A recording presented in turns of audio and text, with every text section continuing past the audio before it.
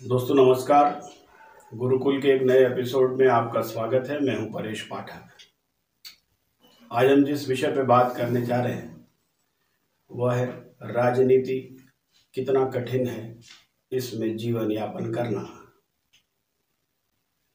ये तो हम सभी जानते हैं कि हमारे देश के नीति नियामकों में सबसे महत्वपूर्ण कार्य राजनीति का है, परंतु यह भी हम जानते हैं कि एक समय में जब हमारा देश पराधीन था, हर व्यक्ति स्वाधीनता की जब बात कर रहा था या सपने देख रहा था, तब भी हर भारतीय के मन में यह बात थी कि वह क्रांति करे, उसके आसपास क्रांति हो, मगर जो क्रांतिकारी पैदा हो वो उसके पड़ोस वाले घर में हो।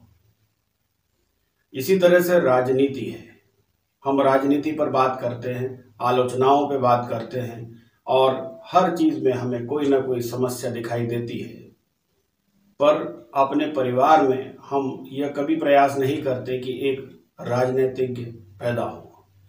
आइए समझते हैं उन समस्याओं को जिसके कारण बहुत से दल कुछ समय तक अपनी उपस्थिति दर्ज कराने के बाद समाप्त हो जाते हैं और एक विचारधारा नहीं बन पाते हैं।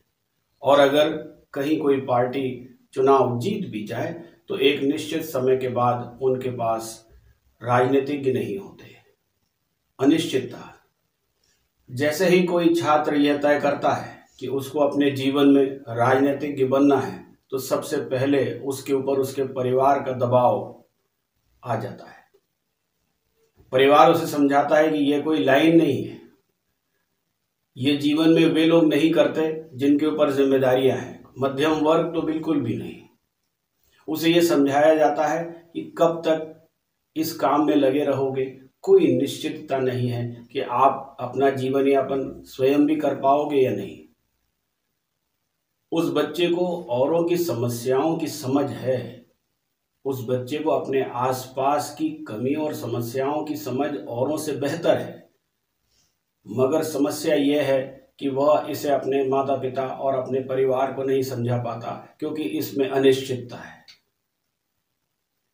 जैसे ही वे एबीवीपी, एनएसयूआई या ऐसे किसी भी संगठन से जुड़ता है, उसके ऊपर यह दबाव आने लगता है कि आप जितनी जल्दी हो सके अपनी मुख्य धारा में यानी कि नौकरी या व्यापार की धारा में लौट जाएं। वह सबसे पहले घर से ही लड़ाई शुरू करता है। बड़ा धैर्य लगता है किसी राजनीतिज्ञ को एक जगह पर स्थापित होने में। दूसरा सबसे बड़ा है आलोचना। आपने देखा होगा कि कोई कैसा भी काम करे, किसी भी स्तर का काम करे, अभी आपने कुंभ में देखा करोड़ों लोगों के आ जाने के बाद कुछ लोगों की मृत्यु के ऊपर जो हाहाकार मचा है वह इसका बेहतरीन उदाहरण है। पिछले 10 वर्षों में जो कुछ भी घटा वह उसके पहले के 70 वर्षों में नहीं घटा। इसकी तुलनात्मक अध्ययन किया जाए तो भी यह कहने वाले कम नहीं है कि कुछ भी नहीं हो रहा है। यानी कि आलोचना होना तय है। आप कुछ भी करें, आप अपनी जेब से अपने जीवन की सारी जमा पूंजी लगा दें और उसके बाद भी अगर कोई आयोजन करते हैं तो भी आपके हिस्से में आलोचना ही आनी है।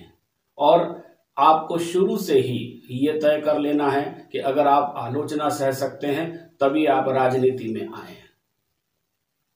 आप कभी यह भी नहीं तय कर सकते कि मैं अपनी बात को कहूं या नहीं। अगर आप ये कहने का प्रयास करते हैं मैंने बहुत बेहतर काम किया, मैंने बहुत अच्छा प्रयास किया, तो भी वो आपके विरोध में जाएगा और आपको अहंकारी माना जाएगा। यानी कि आप सिर्फ सर झुकाएं और अपना काम करते चलें। उन लोगों पर छोड़ दें जिन लोगों के लिए आप काम कर रहे हैं, वही तय करेंगे कि आपका काम उन्हें अच्छा लगा या नहीं। एक और विषय है अपेक्षाएं और दबाव। जैसे ही आप एक राजनेता बनते हैं, आप लोगों के पास जाकर उनकी समस्याओं को समझने का प्रयास करते हैं। वे अपनी बात कहने के साथ ही यह मानने लगते हैं कि आप इसका उत्तर ढूंढ कर ला कर देंगे। वे अपनी समस्याएं नहीं बताते, वे अपनी शिकायतें बताते हैं, और वही शिकायतें जो अभी तक उन्हें किसी और से थी कुछ समय बाद वो राजनेताओं से उस व्यक्ति से होने लगती हैं, क्योंकि वह समस्या को समझ कर गया था और उसने किसी प्रकार का कोई हल नहीं निकाला। सोचिए, वह इसके लायक था भी कि नहीं। वो तो समझने का प्रयास कर रहा था और उसने कम से कम प्रयास तो किया। आप तो घर में बैठे थे। मगर उसके बावजूद भी कई बार हम अपने राजनेताओं से इस प्रकार की अपेक्षाएं पाल लेते हैं जो उनके बस में है ही नहीं।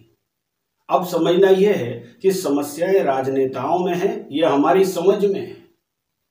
आपने अभी देखा होगा कि दिल्ली में 2 बार चुनाव जीतने के बाद यमुना साफ नहीं हो पाई और अचानक ही कुछ मशीनें वहां गई और वह यमुना साफ करने लगी। कोई बहुत महंगी मशीनें नहीं है, वो शायद भाड़े पर अरेंज भी की जा सकती रही होंगी। लेकिन सवाल यह है कि कौन क्या करना चाहता है, उसका उद्देश्य क्या है। कई बार राजनीतिक लोग यह भी करते हैं कि समस्याओं का समाधान अगर कर देंगे तो लोग हमारे पास आना बंद कर देंगे। मगर अभी बात अपेक्षाओं की हो रही है। हम अपने किस राजनेता से क्या अपेक्षा करते हैं, जब तक सामान्य जनता को इसकी समझ नहीं होगी उन्हें निराशा ही हाथ लगेगी। इस अपेक्षा के साथ में ही जो काम करता है वह है भयंकर दबाव।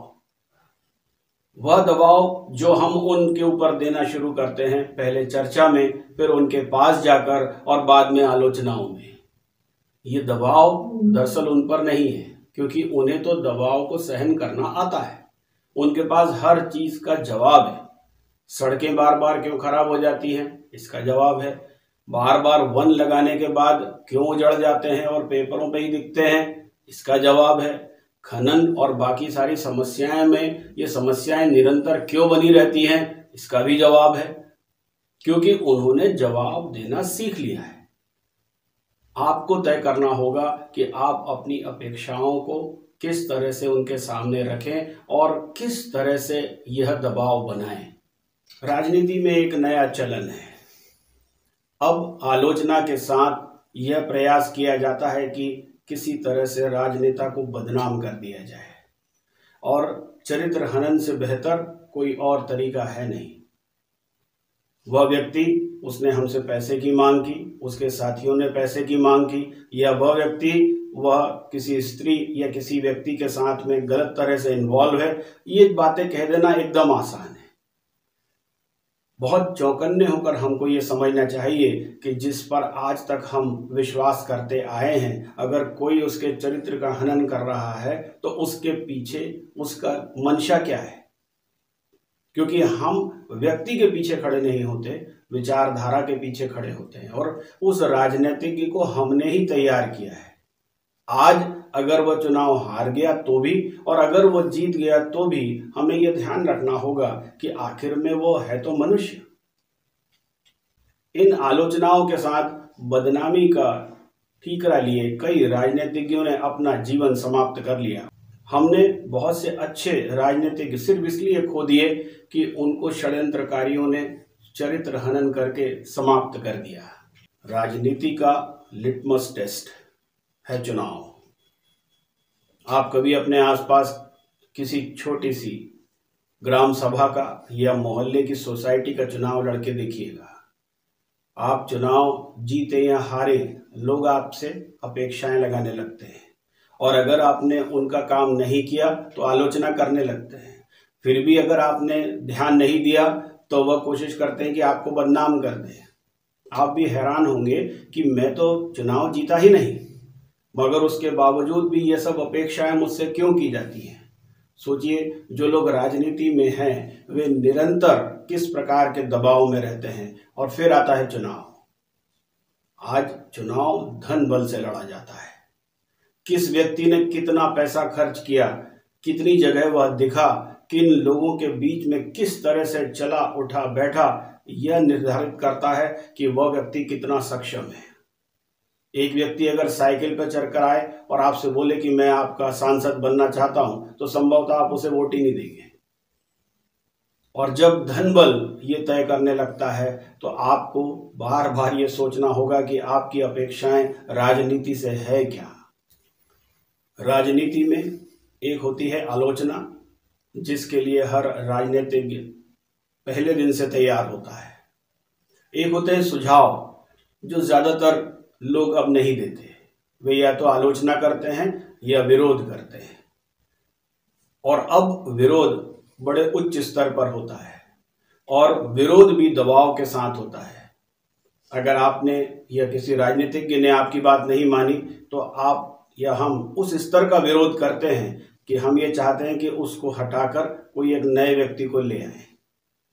ये इतना आसान है नहीं, मगर हमने अपने राजनीतिज्ञों को इसी प्रकार एक के बाद एक खो दिया। और विरोध करने पर जब हम आते हैं तो हम न केवल उसका चरित्र हनन करते हैं, बल्कि ये प्रयास करते हैं कि जितनी जल्दी हो सके हम उसको हमेशा के लिए सामाजिक पटल से अलग कर दें। इसलिए ये समझिए, आप स्वयं अपने विधायकों से और सांसदों से बात नहीं करते, आप स्वयं अपनी समस्याओं को चिट्ठी बनाकर नगर निगम तक में नहीं पहुंचाते। तो जो लोग आपके लिए संघर्ष कर रहे हैं, आपकी बात को देश तक पहुंचाते हैं और उन समस्याओं को दूर करने के लिए प्रयास कर रहे हैं, वे राजनीतिज्ञ हैं। उन नेताओं की समस्याओं को समझिए, वे भी इंसान हैं। उनके साथ अपेक्षाओं का इतना बड़ा बोझ न बनाएं और इतना दबाव भी न बनाएं कि वे अपने स्वाभाविक प्रक्रिया से दूर हो जाएं। सामान्य रूप से हम सब ने मान लिया है कि राजनेता यानी कि एक भ्रष्ट व्यक्ति है, पर हमने ये कभी नहीं सोचा कि जो लड़का कॉलेज के समय से राजनीति कर रहा है वह कपड़े कैसे पहनता होगा, उसकी आने जाने वाली गाड़ी का पेट्रोल कैसे भरता होगा, या वह अपने कार्यकर्ताओं को किस प्रकार मोटिवेट करता होगा और कैसे उन सबको साथ में लेकर चलता होगा। और सबसे महत्वपूर्ण है वो हजारों अपेक्षाएं जो उसका परिवार, उसके दोस्त, उसका समाज और उसको जानने वाला हर व्यक्ति उसके पास जो जाता है, जिन अपेक्षाओं के साथ जाता है, उन्हें संभालता होगा। अभी 30 साल तक राजनीति करने वाली रेखा गुप्ता दिल्ली में मुख्यमंत्री बनी। वे कॉलेज में छात्र संघ का चुनाव लड़ती थी और उसके बाद विभिन्न पदों पर रही और अब मुख्यमंत्री हैं। ऐसे कई लोग हैं जो भारतीय जनता पार्टी अलग अलग राज्यों में लोगों को लेके आ रही है और उनसे काम करवाने का प्रयास कर रही है, और वे बहुत बेहतरीन तरीके से काम कर भी रहे हैं। अन्य पार्टियां भी इसका अनुसरण करेंगी, ऐसी हमें अपेक्षा है। मगर एक सामान्य नागरिक के तौर पर आप जहां भी रहते हैं, इस बात को ध्यान में रखें कि जिन लोगों की आप आलोचना कर रहे हैं उनको सुझाव दें और उनका विरोध इस स्तर पर न करें कि वे समाप्त हो जाएं, क्योंकि जो नया व्यक्ति आएगा इसकी कोई गारंटी नहीं कि वो इससे बेहतर होगा। धन्यवाद।